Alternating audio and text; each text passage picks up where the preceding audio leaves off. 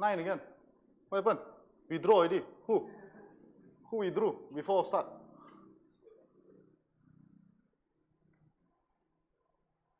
Check.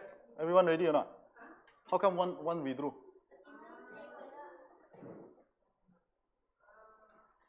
Okay, start. Can you click start?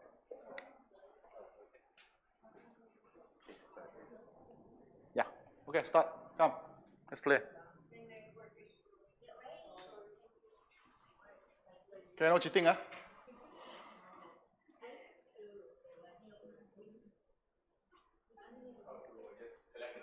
Yeah, next here. The answer.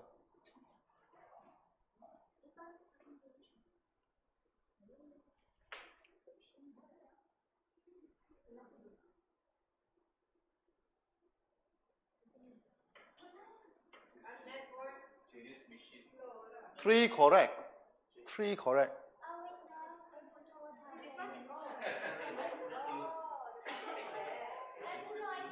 The question is here. The answer is here. Choose the answer on your phone. Wow, come on.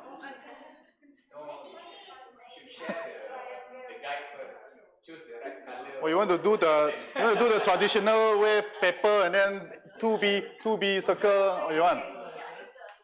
Okay? Question number 2, next, brother.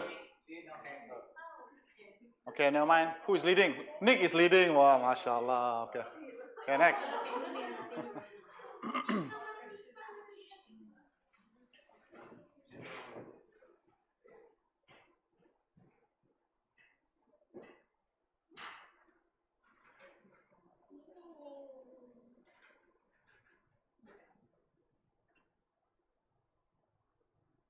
Still confused? Anyone still confused? No one. Okay, nobody confused. Okay, good. 3 wrong, huh? Who is that 3? Okay, never mind. Next. Oh, Nick is still leading. Okay, cool. Okay? Yeah, okay. Come on.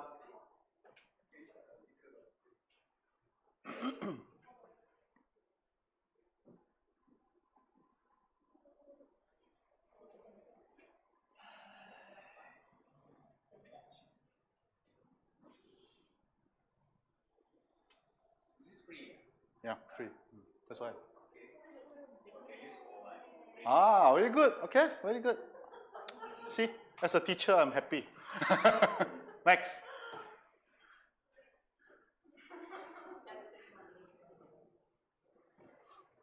Up 3 places. Nadia, up 3 places. Wow.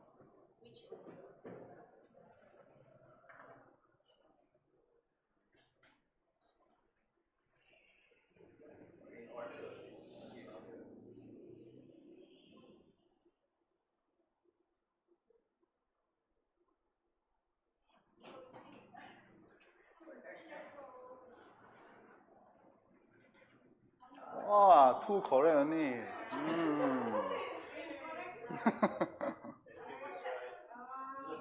Oh, Nick, hey, come on, Nick. Who is Mitty? On fire. Mitty is on fire. The question may confuse. Yeah, because I'm like. Okay, last question. Come on.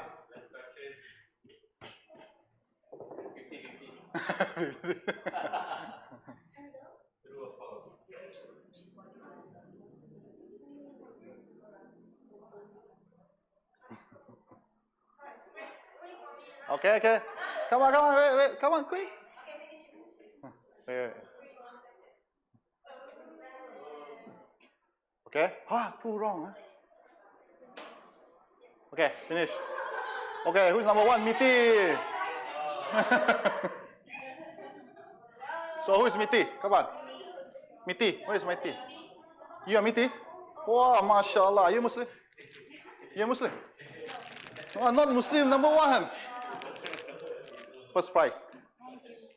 Who is Nick. Nick. Nick dapat prize number 2. Per. Okay, you take on behalf of her.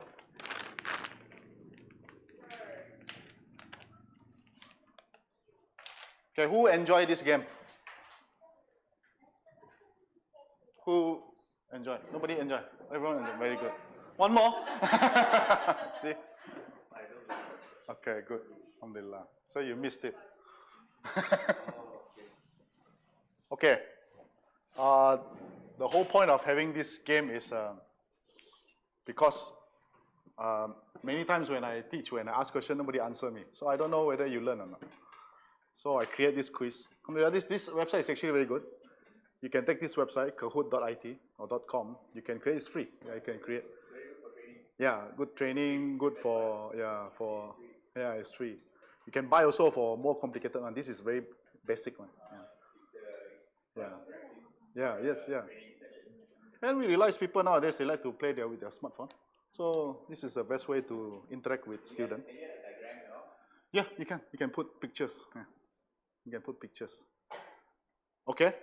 So next time, if my class, you expect this before class. So better prices. Wow, already have demand. Okay, so it's good, alhamdulillah. So number one is actually a non-Muslim. Wow, number one, non-Muslim. Wait, Muslim, wake up. So good. Okay, so this actually tests you to see how much you know about Islam and how much have you learned. For those who are first timer, maybe you don't know, but for those who have been following our classes, so you should have known that this is a very basic question, right? Do you think this question is difficult? Anyone thinks it's very difficult? Before we even start, any questions on the questions? Challenge on answers or whatever? Any questions? Any question that you get wrong and then you think like, hey, I thought it was right. Really? No. Okay, very good. Okay, brother, go to the website. Okay, so like what we have learned, right? So how many articles of faith? 6, right? And today we are going to learn the number what? Which number? So you have 1, 2, 3, 4, 5, 6, right? So this is number. Believe in the divine decree. This is number 6. Yes, very good. So this is number 6, right? Can we go through quickly what is number 1? Sorry? Believe in Allah. Number 2? Believe in the angels. Angels, right? Plural. Not just angel, but angels. Yeah. Number 3?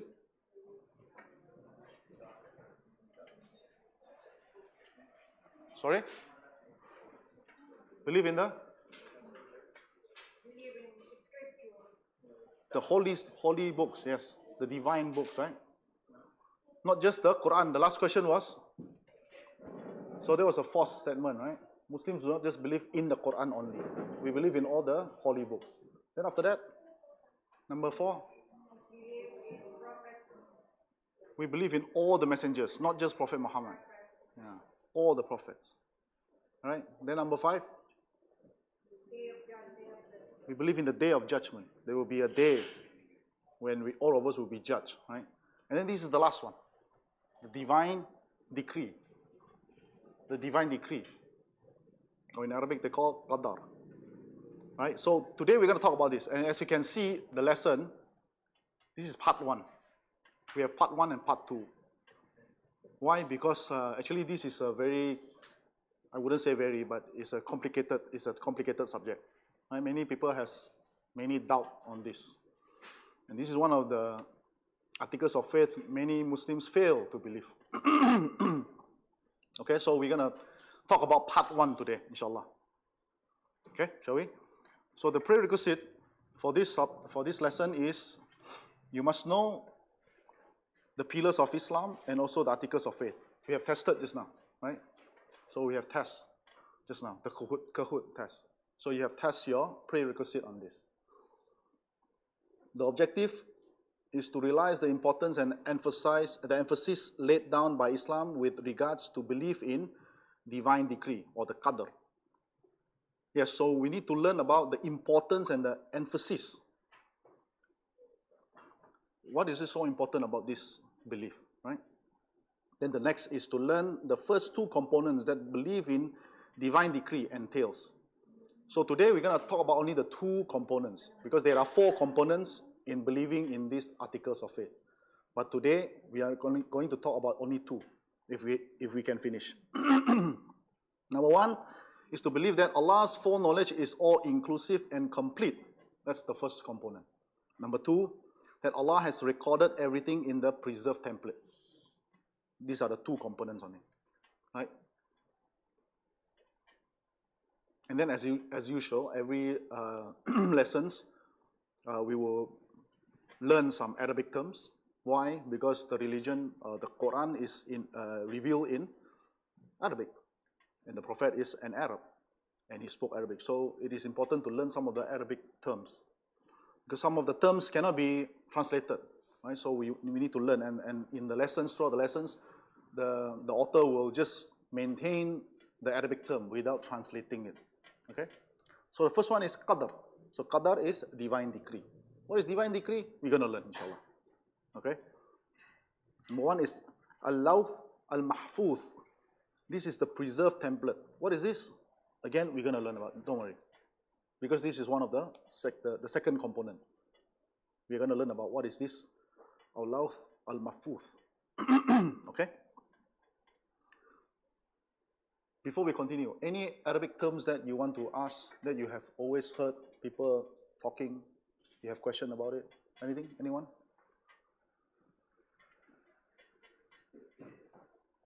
No. Very good student, this class. Okay, let's continue. The sixth and the last articles of Islamic faith is belief in divine decree. Believe in the qadar. The divine decree, qadar, is an extremely important article of faith, and people of various faith has differed among themselves concerning this issue for a long time. The divine decree is Allah's hidden mystery, whose depths are inaccessible for human beings to fathom. A Muslim should learn the correct belief regarding the divine decree and stick to the advice of the Prophet ﷺ when he said in Sahih Muslim, when the divine decree or qadar is mentioned, take to silence. What does it mean? It means you just believe it, right? Without asking too many questions. Because asking too many questions will lead into disbelieving, right? So we're going to discuss what do you mean by not ask too many questions, right? Because there are questions that beyond our understanding. At the same time, we have been given enough information about this subject in order for us to be at peace with it, even if we may not know its intricacies. For this reason, it is compulsory aspect of faith and emphasizing the importance of this belief. Ibn Umar, the son of Umar, Abdullah ibn Umar, the famous companions of Prophet Muhammad ﷺ, once swore and said of those who rejected it, if one of them were to spend gold equal of Mount Uhud in the way of Allah, it will never be accepted by Allah from them unless they believe in the divine decree, believe in the qadar. Basically, what Abdullah ibn Umar is saying is the importance of believing in qadar. That if you were to spend sadaqah or whatever, right, gold, amount of gold equal to Mount Uhud. If you've been to Umrah or Hajj, Mount Uhud is in Medina. You will see it's a very, very big mountain, right? So a gold of that mountain is a lot of money. But if you were to spend that for the sake of Allah, even then Allah will not accept from you unless you believe in qadar. So it means, so basically he's saying it's very important. He's emphasizing the importance of believing in qadar, all right? Ubadah bin Samit, another companion of the Prophet ﷺ, was on his deathbed when his son visited him and asked, "O father, give me advice so I may hold to it." Ubadah said, "Sit down, O my son, you shall never taste faith." You see, this verse, this statement, "you shall never taste faith," is very common in Arabic term. It means to emphasize what is coming next, right? To say, hey, you are never a believer until, see? So it's to emphasize something. And shall not reach the reality of the knowledge of Allah until you have faith in the qadar. And he continued, he said, the good of it and the evil of it. So believing in qadar is not just believing in the good, but also believing in the evil of it, the evil of it. Right? Sometimes we said, oh, right, you get promoted in job. You said,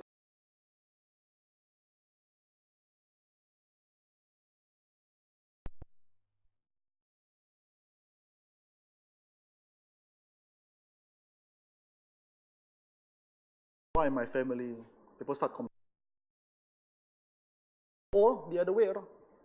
Some people take it very easily for calamities. Someone passed away in their family, they are very patient. They said, well, this is something I cannot control. I believe in the qadar. But when he got promoted, he started to believe it is because of him. Oh, it's me. It's me, it's my knowledge. I'm skillful. It's different. The good of it, he start to think it's because of him. Right? But bad, he believe in Allah. So as a true believer, we must believe in the qadar, the good and the bad. Right? We don't choose. So I said, oh my father, how do I know what is the good of the divine decree and the evil of it? He said, know that whatever afflicted you could never have missed you. And what missed you could never have afflicted you. See, this is a very powerful statement. Right? So every day we live our life, that knowing that whatever is going to be yours, will be yours. And whatever is not yours, will never be yours. Then I'm sure everyone now is thinking, then why do I even work hard? Right? Never mind, we'll talk about that. That doesn't, believing in qadar doesn't mean that you don't work hard. Doesn't mean that you don't do anything. And then just sleep and lie down and wait for things to fall down from the sky. No, it doesn't entail that. Right? We're going to discuss that, inshallah. Then he said, oh my son, I heard the Prophet ﷺ said the first thing Allah has created was the pen. So the first thing Allah has created was the pen. He said to it, write. So it wrote everything that would take place till the day of judgment. Oh my son, if you die while not believing in this, then you will enter the fire. So again, he's emphasizing the importance of believing in qadar. That not believing in qadar may take you out of this religion. Ad-Dailami said, I went to Ubay ibn Ka'ab. Ubay ibn Ka'ab is one of the great scholars of Quran. Okay? And told him that I had some doubts regarding the divine decree. So tell me something so that perchance Allah makes it leave my heart. He said, if Allah were to punish the inhabitants of the heavens and the earth, He would punish them and He would not be unjust to them. And if He were to show mercy to them, it would be better for them than their deeds. And if you were to spend gold of light of Mount Uhud, it would not be accepted by Allah until you had faith in the qadar. And know that what afflicted you could never have missed you, and what missed you could never have afflicted you. So again, Ubay ibn Ka'ab is talking about the importance of believing in qadar. So what is the difference here? He's saying, right, that if Allah were to punish everyone, He would not be unjust to them. And if Allah want to have mercy to everyone, it would be better for all of them. So again, this is the qadar of Allah, right?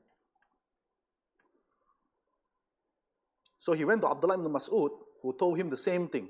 And then he went to Hudayfa ibn Yaman, who told him the same thing again. He went to Zayd ibn Thabit, who also told him the same thing. So everyone, all these great companions of the Prophet ﷺ, telling him the same thing, to emphasize the importance of believing in the divine decree. Okay? So that is the importance of believing in the qadar. So, but what is really, what does it really mean when we say believing in the qadar? Right? So it has 4 components here. Right? Number 1, Allah's foreknowledge is all inclusive and complete. Number 2, Allah has recorded everything in the preserved template. And number 3, Allah's will always comes to pass and His ability is perfect. And the 4th one is Allah created everything. Right? So today, inshallah, we're going to talk about this first and the second only. Allah's foreknowledge is all inclusive and complete, and Allah has recorded everything in the preserved temple. Alright? So let's move on to the first one. The first component. Allah's knowledge is all inclusive and complete. The first necessary component is to believe in Allah's infallible foreknowledge. Allah knows what the creatures will do, encompassing everything by His knowledge. So this is the first thing we must believe about the divine decree. That Allah's knowledge is eternal, is complete, flawless. What does it mean? Anyone? What does it mean? Is our knowledge complete? Human being knowledge? No. But what does it mean when we say Allah's knowledge is complete? See, how do we learn as a human being? We learn by experience, right? Or seeing what people have done. That's how we get the knowledge. But Allah's knowledge doesn't come like that. He knows not because something has happened. This doesn't have time frame. There's no past tense. There's no present tense. There's no future tense. Allah's knowledge is eternal. He knows. He knows what had happened. He knows what is happening. And He knows what will happen. He even knows what could have happened but never happened. What does it mean? It means, like, for example, today you choose to come to Al-Khadim for class, right? You could have chosen not to come here, correct? Said, maybe I want to go to Wan Utama instead. Shopping. But you didn't go to Wan Utama, right? You chose to come here. What if you have chosen to go to Wan Utama? What will happen there? What would have happened if you go to Wan Utama? Will you know? We will never know. But Allah knows. This is the knowledge of Allah. He knows if you have chosen to go to Wan Utama, what will happen there? But it will never happen. Why? Because you're already here. Correct? But He knows what will happen. He knows all the possibilities. He even knows, let's say you don't choose to go to Wan Utama, you chose to go to KLCC, what will happen? He knows. He knows. Perfect knowledge. This is what we call perfect knowledge. We don't even know what will happen in the next 1 minute, not even the next second, right? But Allah knows. Allah knows exactly. So this is what we say Allah's knowledge is all-inclusive and complete. There is nothing that He doesn't know. Before He created us, He already knows what will happen to a human being. This is how powerful the knowledge of Allah. Before He created me, He knows what will happen to me. He also knows what will happen to me when I die. Will I go to heaven or will I go to paradise? Go to paradise or go to hellfire? He knows. Okay? So He knows all that exists in entirety, the totality, by virtues of His ancient and eternal foreknowledge. It is the same to Him whether it is related to His action or the acts of His slaves. He knows their state, obedience and disobedience, sustenance, lifespan, successes and failures, and all their movements. Before He created them, and even before He created the heavens and the earth, He knew exactly who will enter paradise and who will abide in hellfire, na'udhu. And Allah says in Surah Ali Imran, Surah number 3, verse number 5, truly nothing is hidden from Allah in the earth or in the heavens. Any questions? So He knows everything. He knows everything. So this is when we say text silent, meaning we don't ask how after that. Right? We don't ask how does Allah know this? We don't have answer. We just believe that Allah's knowledge is eternal. He is God. He's Almighty. Right? We don't ask how come He knows all this? This is when it goes beyond our understanding. We won't have answer for that. No human being would have that capability to understand. Because we don't even know. Some of us don't even know what we wear yesterday. Right? We forgot already. So our knowledge is very limited. But Allah's knowledge is complete.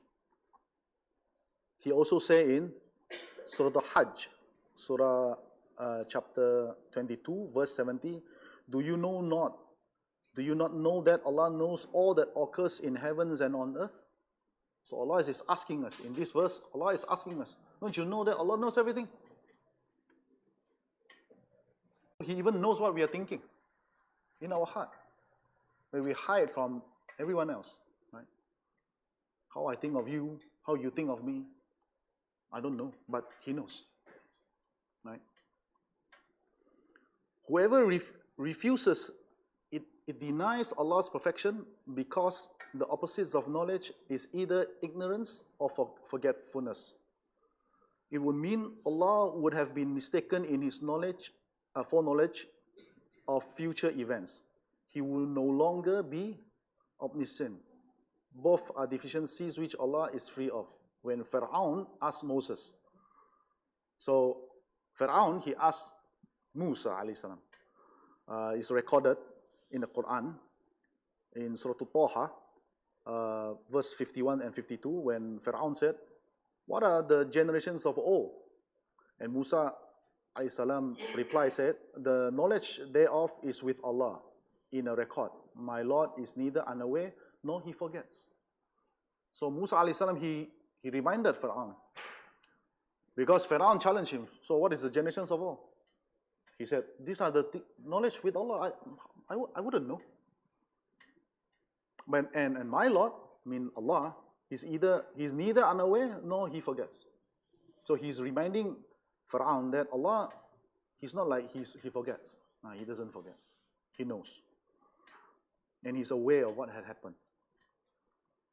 So Allah is not unaware of the future, nor does He forget anything from the past. So this is a great reminder for all of us, that Allah knows what we have done, right? And He knows what will happen to us. So before He even created us, He already knows. He knows. There are things that He's the one who decides for us. Like He decided for me, I will become a male. Right? I didn't choose. He decided for me to be born in a Chinese family. I didn't choose. He didn't ask me. He didn't consult me. Right? So all these are already decreed by Allah. That I will be born in certain year, in my case, 1977. He didn't ask me, you want to born in 2000? He didn't ask me, he didn't consult me. This is the decree of Allah. He decreed for me. Right? So before we move into the second component, any questions on first component? Any questions?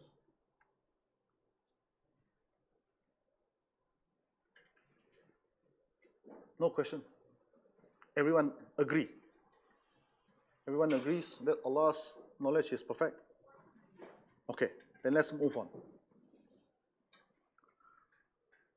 Number 2, Allah has recorded everything in the preserved template.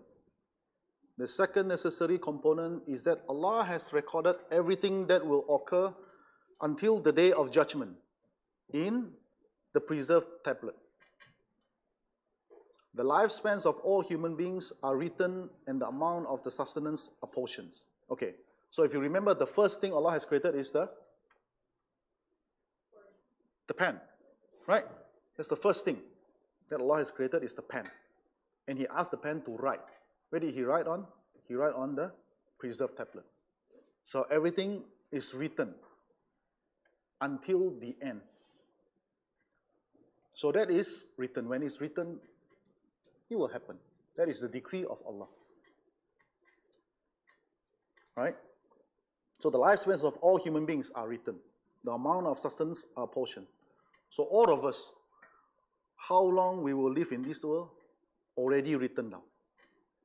How much we will consume, also written down.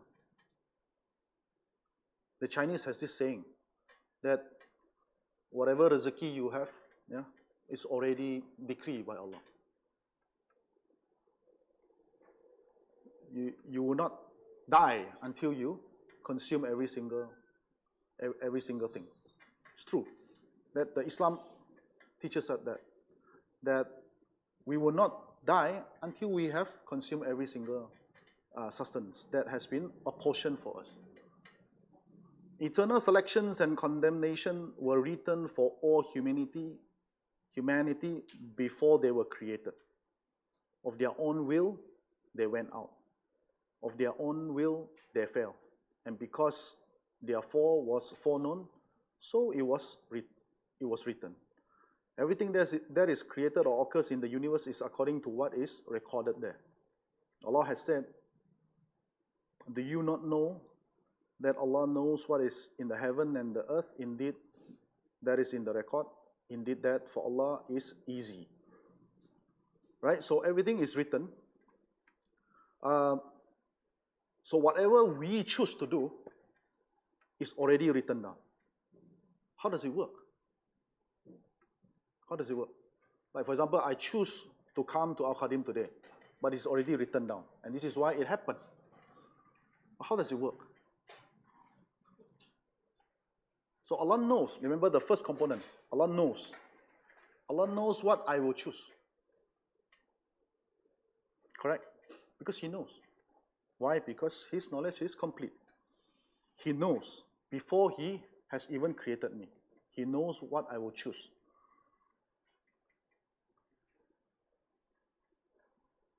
Does it make sense? Okay? And then He write it down in the preserved tablet. And then it happened. Does it make sense?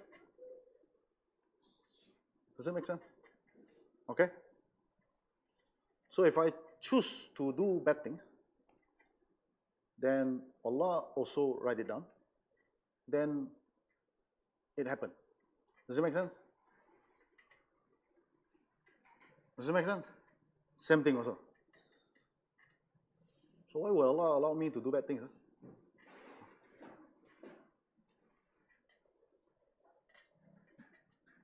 Does it make sense? Makes sense. Brother says makes sense. Anyone has different opinion?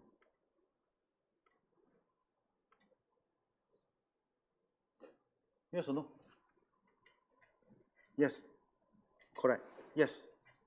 So Allah allows me to do bad things. Then He punishes me. Correct. Does He allow me to do bad things? It's true. Right? He knows. His knowledge is eternal. So He allows me to do bad things.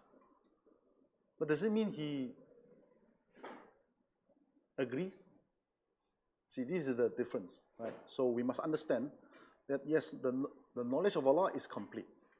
Just because He allowed it, He has written down in the preserved template for me to do it, it doesn't mean He agrees. Then why He allowed me to do bad things?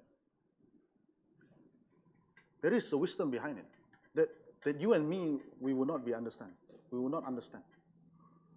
He allows certain things to happen for a reason. Right? So He allows poor people to get poor or get abused, for example. He has His reason. We may not understand it. But again, when He write it down, it will happen. It means He has allowed it. That doesn't mean He agrees with it. You are going to learn in the next lesson 3 and 4. The third component and the fourth component. Up until here, we said He knows everything, and then He write it down.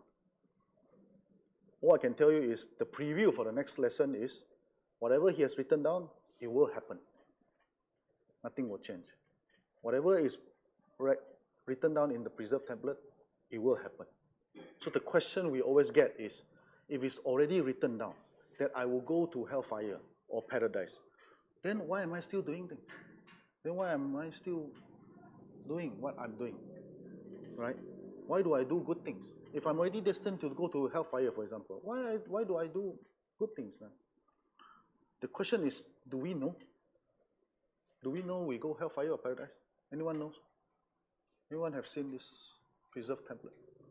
We don't know. So what do? We do whatever we know. And this is why the Prophet ﷺ tells us to continue to do good things.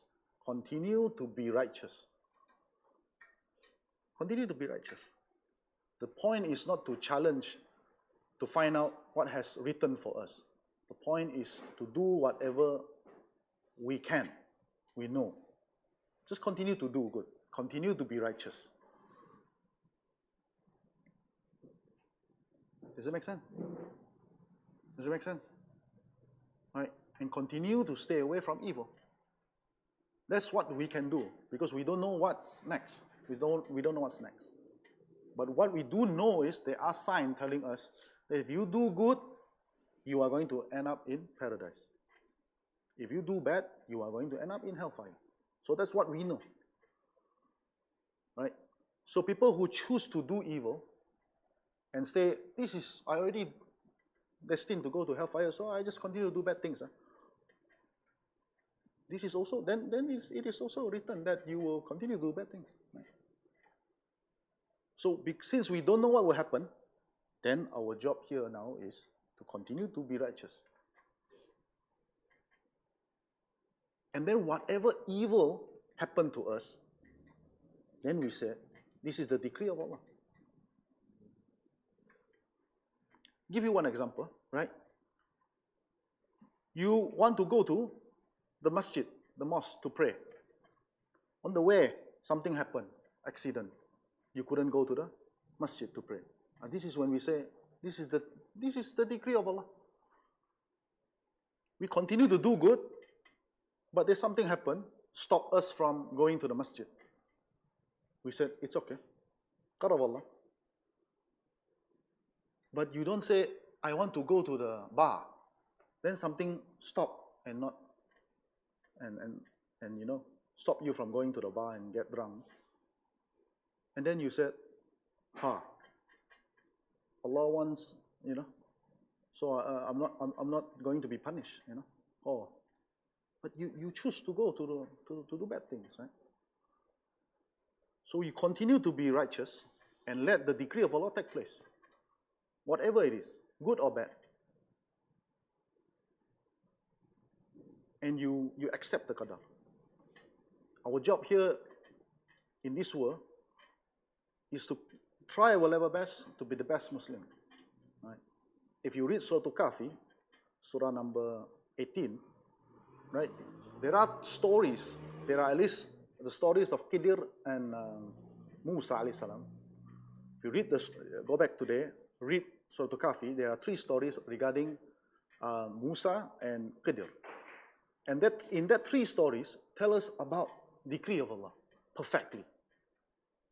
Right? I'm not going to talk here because we don't have the time. Go back and read, and then you will realize the 3 stories that happened to Khidir when Musa asked him what happened, and Khidir explained, it is all about the decree of Allah. It is all about the qadar of Allah. That the first one is about the parents being good parents, righteous parents. And then number 2, about the people in the village people, they are all good people. Right? And then the last one is about the parents who are very good, very righteous parents, but pass away with an orphan. And even then, the wisdom behind it, so the decree of Allah take place, but the wisdom behind the bad things, so-called bad things, is actually good for each of them. So read Surah Al-Kahfi, then you will understand more about the decree of Allah. Right? Let's continue. Sometimes the sinful attempt to justify sin by saying, I committed this sin because it was written. Exactly. That's what I just mentioned. Right? There are people who committed sin and said, well, Allah has written me for me to do bad things. The mistake in his thinking that the mere writing takes away his free will and implies he had no choice in his action. The answer to such a person is no. Since you did it, therefore it was written. Meaning he was free to choose. Right? So Allah has given us the will of choice for limited things, not everything. So a lot of people says, I have choice to do, I'm free to choose whatever I want. No, it's not true. You're free to choose certain things only. Allah didn't give us free will on everything, right? And this is the choice given free will to choose will be judged on the day of judgment. We will not be judged for things that we didn't choose. I didn't choose to become a Chinese, so I will not be asked on the day of judgment, why did you become Chinese? Huh? Like, no. Why were you born in 1977? No. These are the things that I was not given the free will to choose. Only things that you were given free will, and seriously, if you think about it, in your daily life, not many. Not many. You get to choose how to dress, what to eat. Not many things. Not many things. The outcome of what we do, seriously, it's not from us. Right? Can you control the outcome? No, nobody can control the outcome. And this is why none of us will be asked on the day of judgment about the outcome. No. It is only on our actions, what we have done, but not on the outcome. Even good things, about good things. For example, calling people to Islam, right? You invite people to Islam. Come, invite people, come, become Muslim. Can you control the outcome? Can you force him to become Muslim? If you force him to become Muslim, it's actually sinful. You see? So you cannot control the outcome. And you will not be asked on the day of judgment, how many people have you invited, how many people you managed to make them say Shahada? No. But we will be asked, how many people have we invited to Islam? That's all. What have we done? But the outcome, no. We'll be asked, how much have we spent for the sake of Allah? Give in charity, for example. But how is the money going to benefit people? We will not be asked. So we do whatever we can, right? According to the command of Allah. And stay away from the evil that Allah has warned us about. That's all we need to do, right? You eat halal food. For example, Allah says eat halal and good. Halal and tayyib. Tayyib means good, healthy food, right? So you eat. But how is it going to benefit your body? You don't know, right? Sometimes you eat and then you get sick. It's halal, right? So this is what it means. You have the free will to choose your action, but not all actions, right? There are actions that you can do, then yes, you are free to choose. But that actions, you have to take responsibility. Just because it's written, and that doesn't mean that Allah has approves it, right? He has written down for you to do, doesn't mean He has approved it. So if you have taken this action, you will have to face the judgment. This is why we were told in the Quran, if you read the Quran, on the day of judgment, people who are being thrown to hellfire, the first thing when the angels ask, why were you here? How did you end up in the hellfire? None of them will blame Allah. They will not say, Allah, put me here. No. That shows what? That shows we have to take responsibility of our actions. All of them will blame themselves. They will blame. We are not among the people who establish the salah. We were not among the people who give sadaqah, who feed the poor people. They will complain about themselves. They will not blame Allah. Oh, Allah is the one who put me here. Remember that He wrote everything. He wrote everything. No. None of them will complain. So that's also a good reminder for all of us, that we have to take responsibility of what we have done, our actions, right? On the day of judgment, our mouth will be sealed first. You see, every court that you go in this world, you will be given a choice to speak, to defend yourself. But in the court of Allah, we don't speak.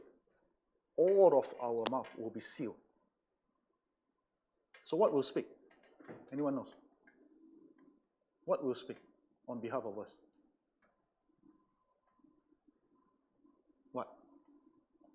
No, our hands and the legs. Our limbs will speak. Our limbs will speak. Why? Because here when you do things, right? You do things, right? Then when people ask you, did you do? No, I didn't do. Actually, your mouth speaks, eh? I didn't do. You steal something, right? You say, did you steal? No, I didn't steal. You see, you use your mouth to defend. No, I didn't steal. In the day of judgment, the mouth was sealed. The hand will speak. The hand will speak, yes, I steal, like that. See? See, again, it is a reminder that even though Allah has decreed it, we have to take responsibility of our actions.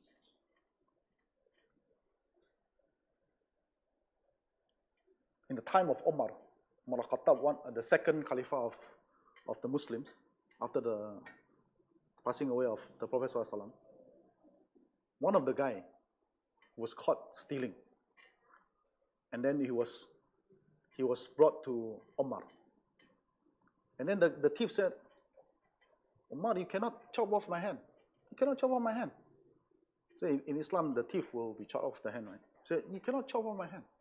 Because Allah has decreed, has written that I stole. You cannot chop off my hand. You cannot. What did Umar say to him? He said, it is also written by Allah that I will chop off your hand.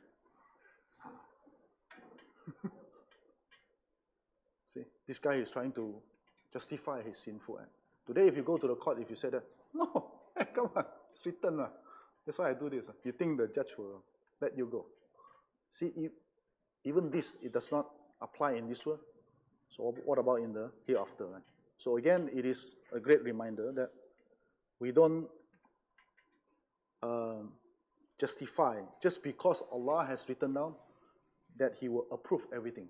Because there are deviant groups, there are Muslims who believe that Allah has written, so it is the qadar of Allah. Right? Yes, it is decree, but that doesn't mean He has approved it. Right?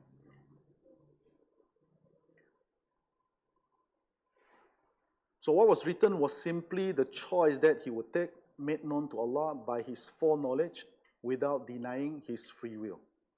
So this ends these lessons that we have covered two. Let's do a quick recap. Number one, we believe that Allah's knowledge is complete, eternal. He knows everything. Seriously everything. Right? He's the most knowledgeable. And with His knowledge, He has written down everything in the preserved tablet, the Lawhil Mahfuz. Everything written down. Whatever written down there, it will happen. The 3 and the 4 you are going to learn next week, inshallah, that everything will happen. And Allah is the one who make it happen. Because there is no real power except the power of Allah. That our actions are actually created by Allah. He will make it happen. Right? So you're going to learn the number 3 and number 4. So any questions before we end? Any questions? I expect a lot of questions because this is very difficult to understand.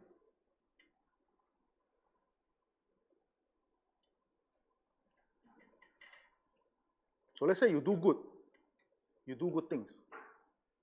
So do you say this is from me or from Allah?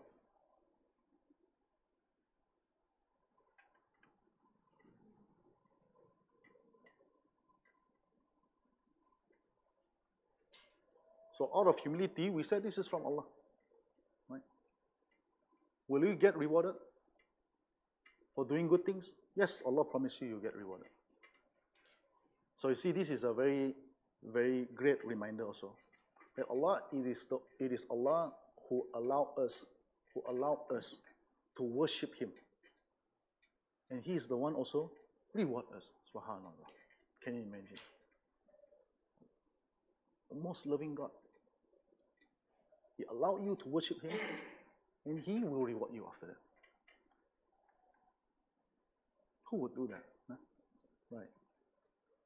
So He allowed you to do good things, and then He will reward you after that. So the blessings of the ability that Allah have given us to do good things and to worship Him, especially in here in Malaysia. We have, as a Muslim, we have, alhamdulillah, we have all the facilities to worship Him.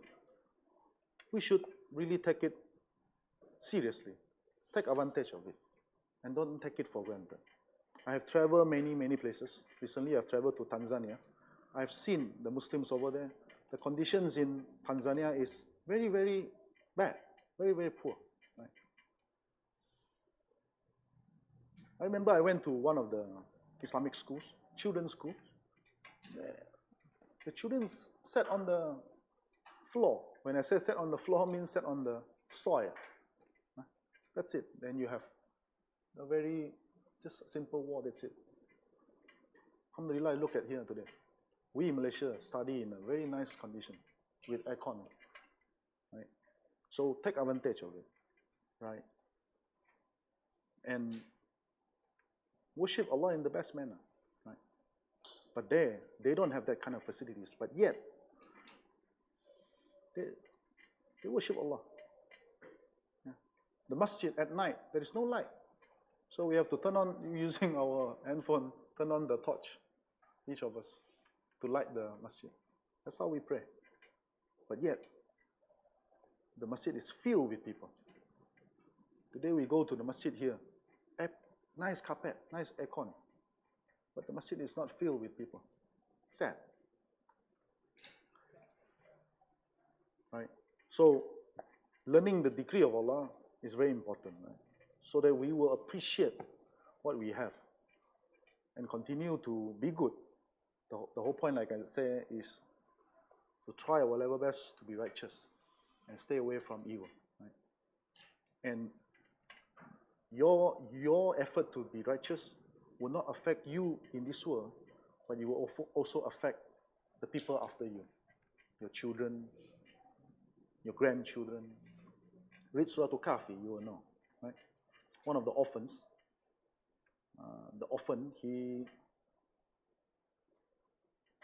his parents passed away, right?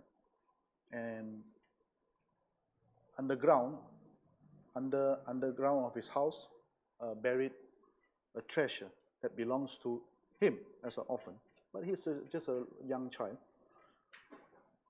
But living in that village, there were a group of bad people, very bad people. Yeah, but they don't know about the treasure.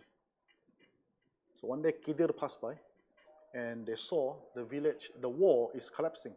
The wall is collapsing. So Khidir helped them to put the wall back. So Musa alayhi salam, he asked Khidir, these are a group of bad people. Why are you trying to help them? Why? Why help them? So Khidir explained. He said, underneath this wall, there's a buried treasure for this orphan. So if the wall collapses, what will happen? The treasure will unfold. And the village people will take away the treasure. They're bad people. Exactly like what you said. They will take away. So I put it back. So that it will not reveal the treasure. Why did he do that? He explained to Musa, because the late parents of this orphan used to be righteous people. You see? See, the decree will take place even after that. See, the qadar of Allah will even take place. See? So in the Isle of Musa, he was like, hey, come on, you are doing bad things, man. You are doing good things to the bad people. Why are you helping the bad people? But he's saying, no, I'm helping the good guy. Even though the parents pass away. So this is why, read Surah Al-Kahfi, you will realize the importance of believing in qadar and the importance of being righteous. And your qadar, whatever you have done, the qadar will even affect the next generation. Right? Any questions before we end? We want to play another round of Kahoot.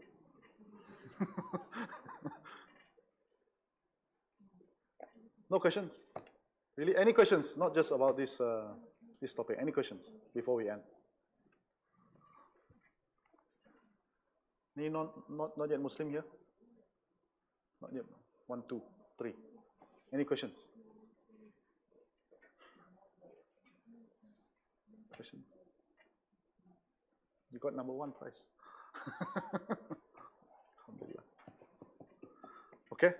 So I ask Allah to grant us the understanding of this religion. May Allah make us steadfast in learning the religion and also implement the religion in our daily lives, and also share this religion with others. And may Allah make us die as a Muslim and admit us into His paradise. Subhanakallah wa bihamdika, asyhadu an la ilaha illa anta, astaghfiruka wa atubu ilaik. Assalamualaikum warahmatullahi wabarakatuh.